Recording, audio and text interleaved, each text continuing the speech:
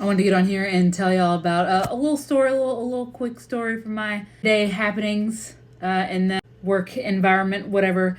So yesterday, and then I'll do like a perspective thing at the end. I am walking through a door, and not like an aircraft door, a domestic door, like one that would lead to your house type door, a metal door, and it's open, and it's not supposed to be. It's a controlled area, so like I would say about 6 to 8 inches open, just like ajar. So I walk through it, and there's people on the other side. And I'm like, oh man, we need to do something about that door snubber. Probably tell facility they can fix it. And they're like, what? And I was like, oh, because it's open and it stays open. It doesn't close. And there was a mechanic who I was not talking to over to the side and was like, oh no, it's actually the lock. And I was like, what? And he was like, no, you see, it's actually the lock that's keeping it open, and then proceeded to demonstrate how the lock isn't working.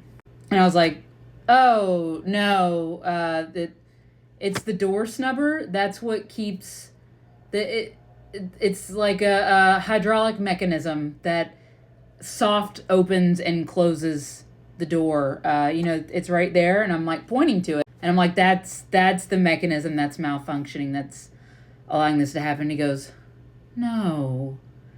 Then he demonstrates that it's the lock again. And I'm like backing up because I'm like, there's no way. There's no way that this dude is trying to explain to me how a door works. So I was like, okay, that door snubber is not functioning correctly and is getting caught. And that's what's keeping the door open. Can you explain to me how a lock would do that? Because the door would have to be closed in order for the lock to work. And then he demonstrated how to open a door and how a lock opens it. And I go, you know what? I'm actually a mechanic. I'm an A&P, and I'm also an inspector. You do not need to explain to me how a door works. And I just walk away. And one of the guys that was working up there comes back to me in the back and is like, yeah, he asked me if you were really all those things. But he explained that he was just trying to let you know how a door works. And I go, do not explain to me how a door works.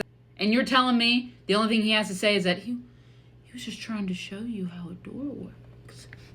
Absolutely not. Now, the accountability and the emotional part of it. What did I do in my head? As soon as these things were happening, I instantly knew he was trying to explain something to me because he thought that I was lesser than, that I'm just a silly, whatever, I'm just being silly. I just don't know how a little door works, which is why I told him some of my credentials, right? He was essentially calling me stupid without saying it. And I know you're like, no, Kate, I didn't take it that way. Interesting. Spirit, if it's in the highest good, please allow me to hear, see, feel, speak the truth. And then go ahead and, do that.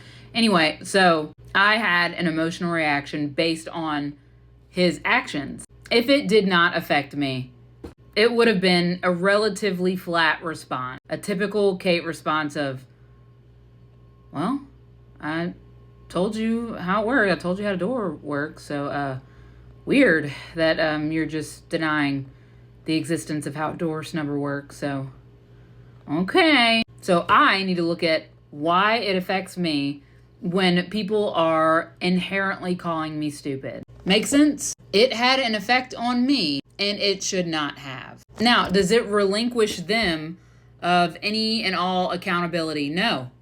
I don't care what they do with their time and their growth and all that. I can only do so much. I can only give them so many perspectives. But heal yourself, heal the world. I channeled all the things. I stepped back. I channeled more things to where, however their brain operates, and then stepped back again and channeled more things. And they were still not interested. They wanted to save me. They wanted to save me. I didn't know what I was talking about. Doesn't matter. What did I need to heal about that response? Heal yourself, heal the world. Okay.